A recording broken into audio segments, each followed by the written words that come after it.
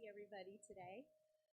Hello, my name is Tracy Howard-Cope. I'm a worship associate here at First UU Alden.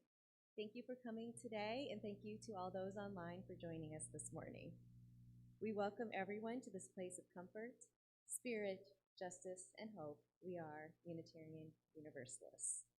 Our prelude starts the service.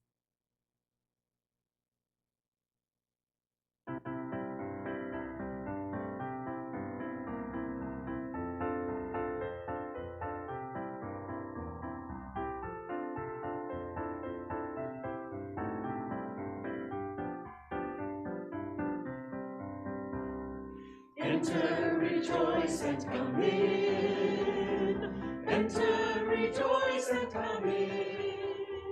Today will be a joyful day. Enter, rejoice, and come in. Open your ears to the song. Open your ears to the song.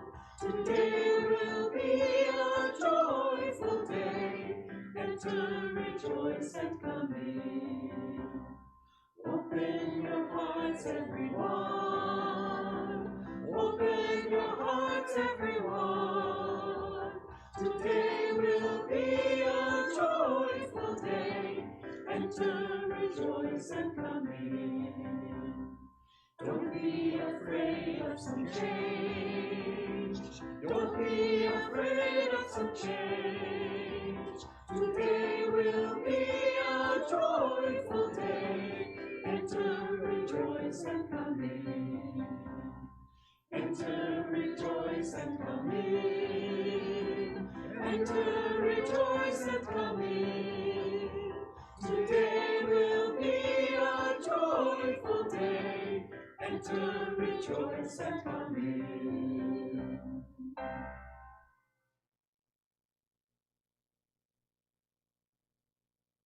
I now invite you to join me in the lighting of the chalice. And if you're at home, I invite you to light a chalice in your home.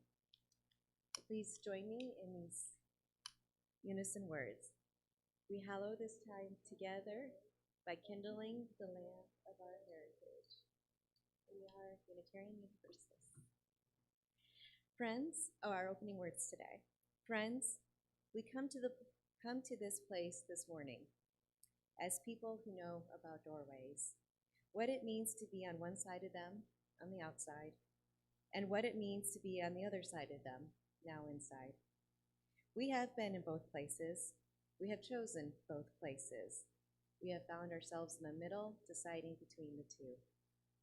This morning, in our very different lives, we are each at a threshold, some of us outside, some of us inside, and some of us crossing over or figuring out if we want to or how.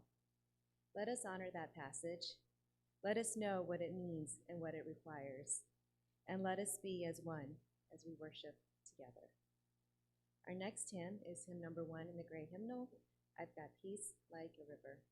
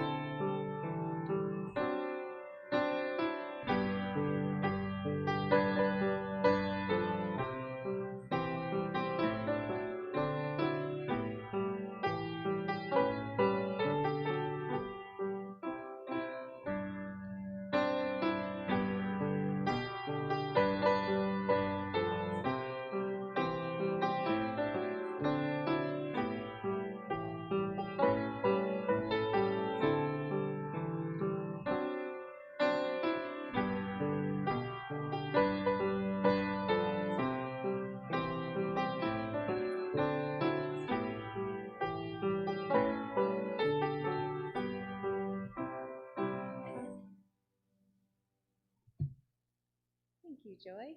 And it's great to have Joy back. Some of you might have realized she was injured, and thank you for returning. And thank you for following along in the book, too. Sometimes these things happen. Our first reading today is Two Kinds of Intelligence by Jalal, Alden, Rumi. There are two kinds of intelligence. One acquired. As a child in school memorizes facts and concepts from books and from what the teacher says, collecting information from the traditional sciences as well as the new sciences. With such intelligence, you rise in the world. You get ranked ahead or behind others in regard to your competence in retaining information. You stroll with this intelligence in and out of fields of knowledge, getting always more marks on your preserving tables. On your preserving tablets. There is another tablet, though, one already completed and preserved inside you. A spring overflowing its spring box, a freshness in the center of the chest. This other intelligence does not turn yellow or stagnant. It's fluid, and it doesn't move from outside to inside through the conduits of plumbing and learning. This second knowledge is a fountainhead from within you, moving out. The second reading is an excerpt from Alden by Henry David Thoreau. We must learn to reawaken and keep ourselves awake, not by mechanical aids, but by an infinite expectation of the dawn, which does not forsake us even in our soundest sleep. I know of no more encouraging fact than the unquestionable ability of man to elevate his life by conscious endeavor. It is something to be able to paint a particular picture or to carve a statue, and so to make a few objects beautiful. But it is far more glorious to carve and paint the very atmosphere and medium through which we look, which morally we can do, to affect the quality of the day. That is the highest of arts. Our second hymn is Let There Be Light, number 142.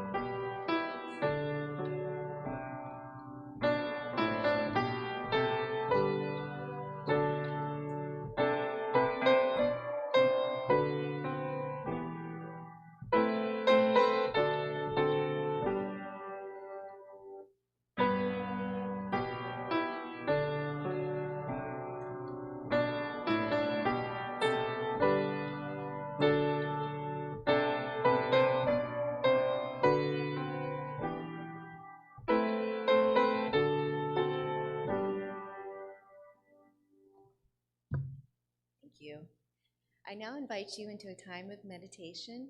So get comfortable, maybe put both feet on the floor, find a position that's relaxing to you. And I invite you to close your eyes, but you certainly don't have to. As we settle into this moment, let us dare to allow what is true for us this morning to rise up within us into the light of our awareness. Maybe the pain of loss will rise up, or the fear of it, or the pang of missing someone, or the shiver of excitement for something or someone new in our lives. Whatever it is true for us this morning. Let us dare to allow it, so that however we greet it and however we respond, and whatever it is we choose to do with this day, or to do with our lives, we will be those who have learned how to live with the truth.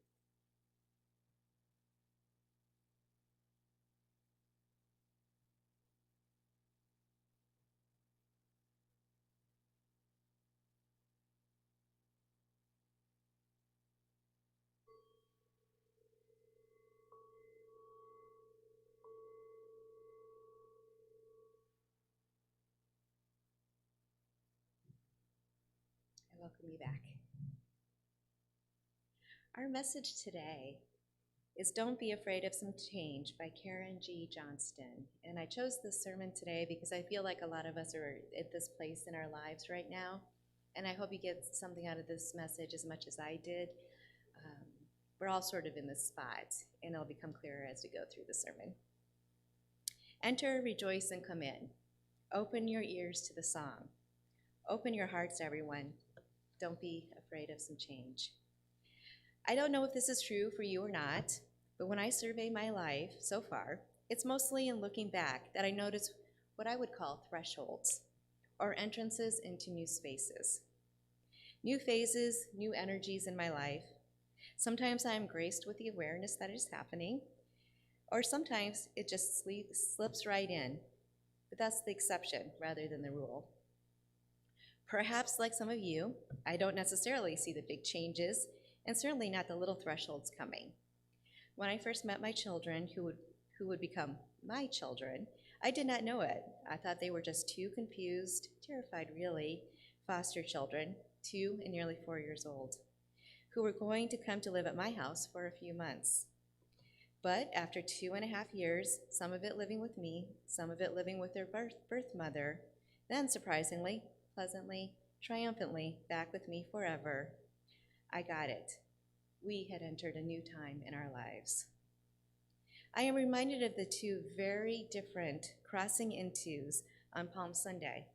In the Christian scriptures, Mark describes how on that day Pontius Pilate entered with military pomp and circumstance, and Jesus entered on a lowly donkey. This was no mere coincidence. It was the wily brilliance of the liberator prophet, whose presence and declaration of the kingdom of God was a political statement that the occupying force of Rome was no legitimate power.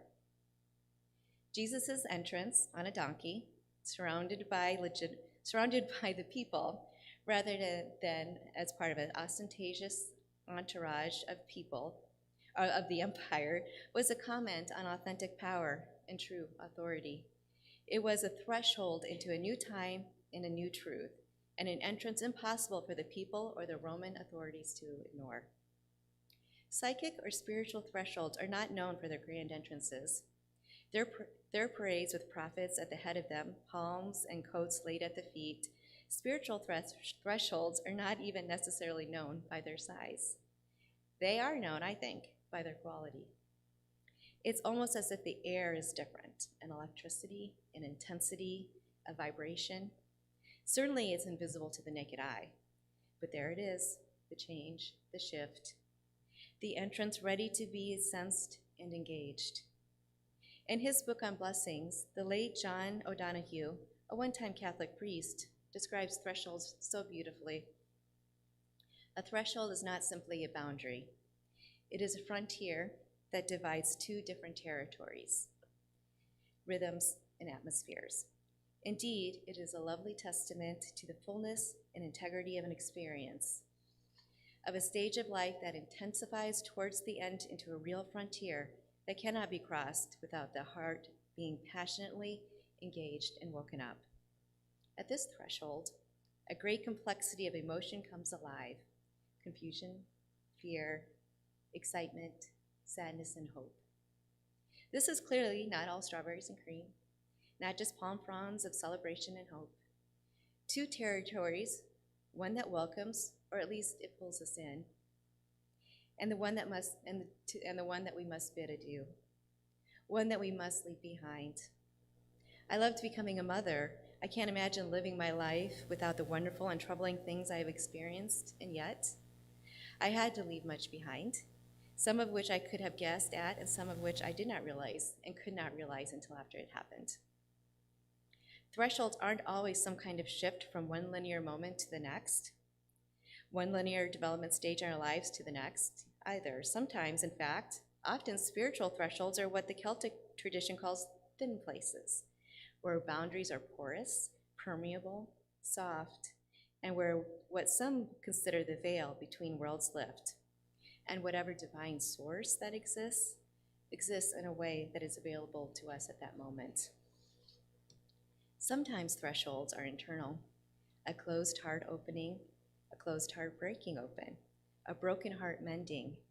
Though not always, broken hearts, grief, trauma, pain, disease can be a threshold, an entrance into a thin place.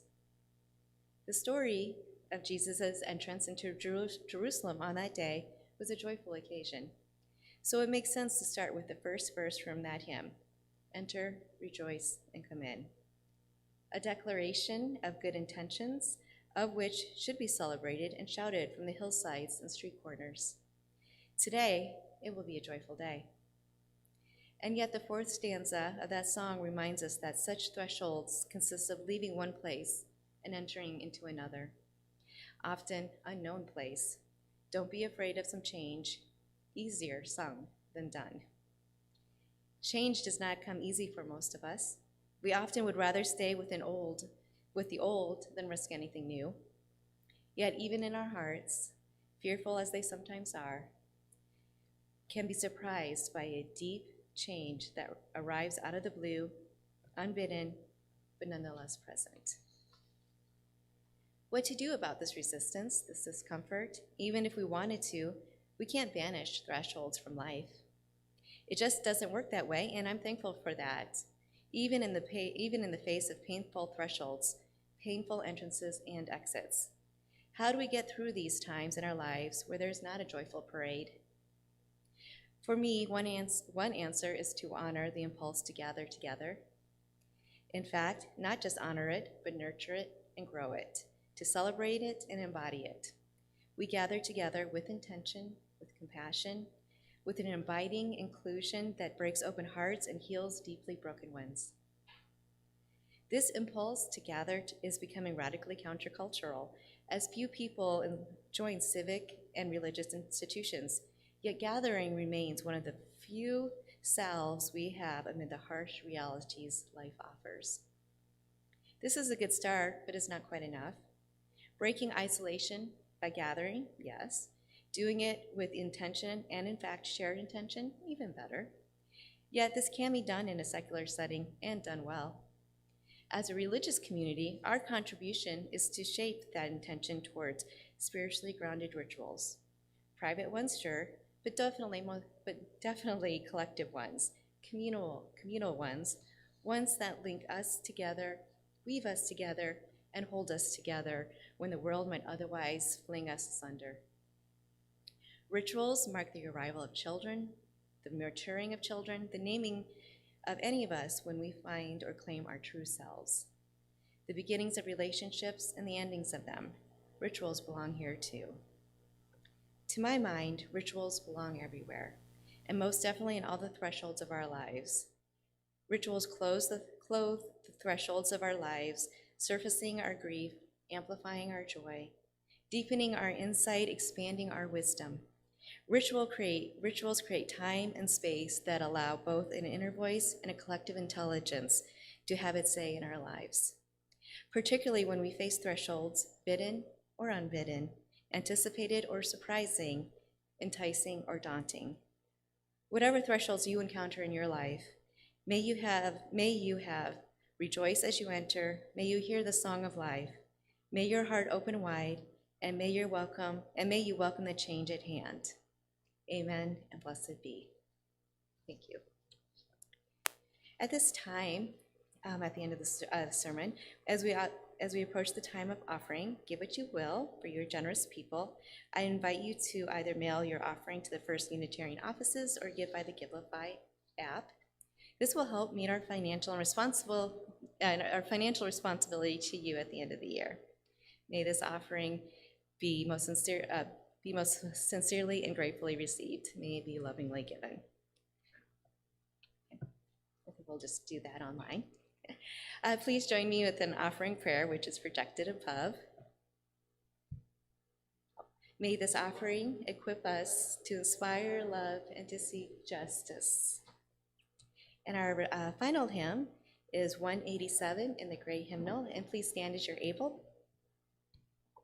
It sounds along the ages.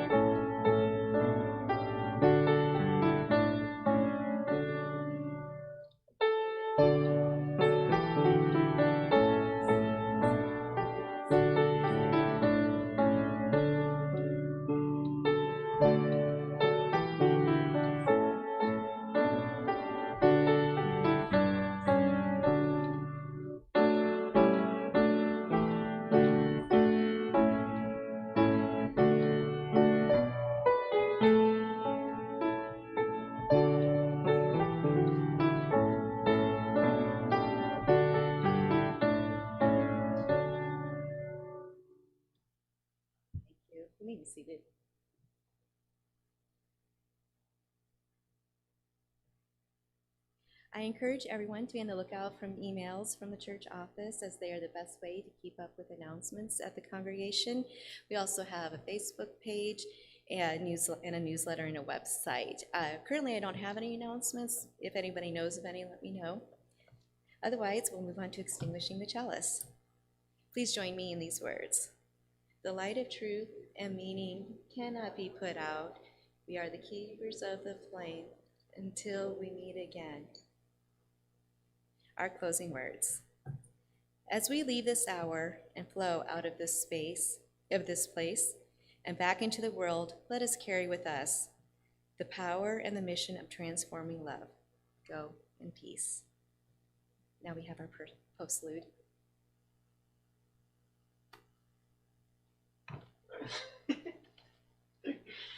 1, 2, 1, 2, 3, 4.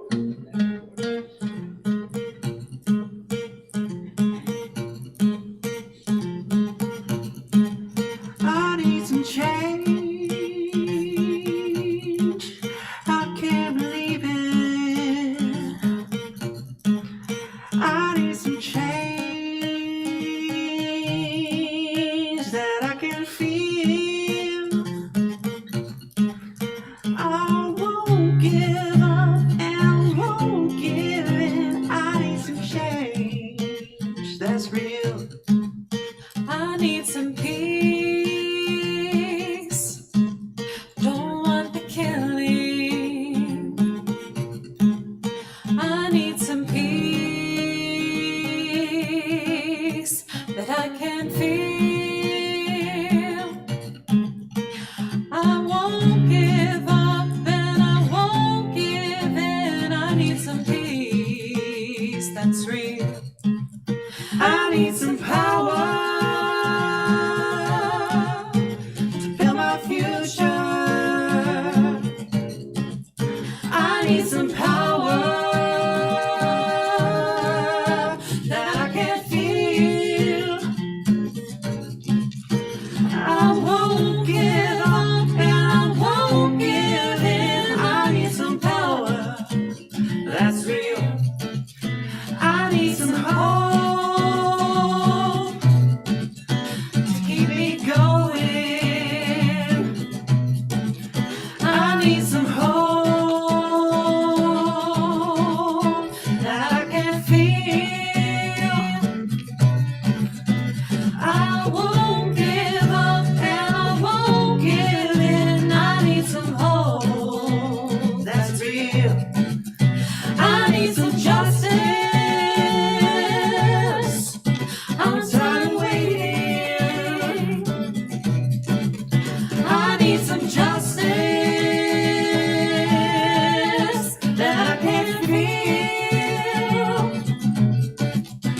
I won't give up and I won't give in. I need some justice that's real.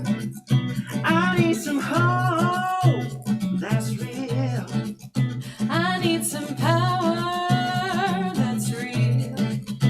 I need some peace that's real. I need some change that's real.